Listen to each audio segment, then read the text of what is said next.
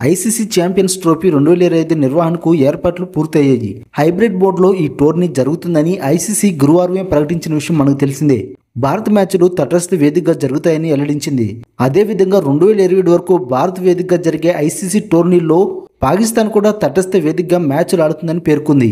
అతి త్వరలోనే champions trophy schedule ను విడుదల చేస్తామని కూడా చెప్పింది. పాకిస్తాన్ వేదికగా ఫిబ్రవరిలో ఈ టోర్నీ జరగనుంది.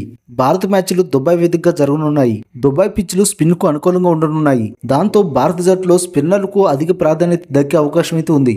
ప్రస్తుతం ఆస్ట్రేలియా పర్యటనలో ఉన్న భారత్ 5 టెస్టుల బోర్డర్ గవాస్కర్ ట్రోఫీ అయితే ఆడుతుంది.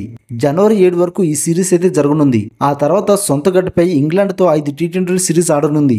ఆ తర్వాత ఇంగ్లాండ్ తో 3 వన్డేల సిరీస్ లో కూడా తలపడనుంది. ఈ సిరీస్ ముగిసిన వెంటనే ఛాంపియన్స్ ట్రోఫీ ప్రారంభం కానుంది. ఇంగ్లాండ్ తో తలపడే భారత్ వన్డే జట్టే ఛాంపియన్స్ ట్రోఫీలో బరిలోకి దిగనుంది. Team India star pacer Mohammed Shami పూర్తి ఫిట్నెస్ సాధిస్తే ఈ టోర్నీ ఆడగలుగుతాడు. ఇంగ్లాండ్ తో టీ20 వన్డే సిరీస్లకే అతన్ని ఎంపిక చేసే అవకాశం ఉంది. ఆ సిరీస్ లో సత్తా చాటితే ఛాంపియన్స్ ట్రోఫీకి ఎంపికవుతాడు.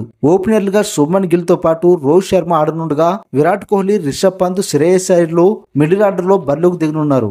దేశవాళీ క్రికెట్ లో నిలకడగా ఆడుతున్న శ్రేయస్ అయ్యర్ భారత జట్టులోకి రీ ఎంట్రీ ఇచ్చే అవకాశం అయితే ఉంది.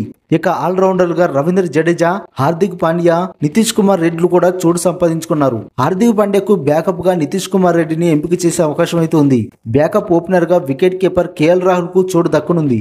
స్పెషలిస్ట్ స్పిన్నర్లుగా అక్షర్ పటేల్, కుల్దీప్ యాదవ్ ఎంపికై ఛాన్స్ అయితే ఉంది. పేసర్లుగా జస్ప్రీత్ బుమ్రా, మహమ్మద్ షమిల్ తో పాటు సిరాజ్, హర్షదీప్ సింగ్ కు చోటు దక్కే అవకాశం అయితే ఉంది.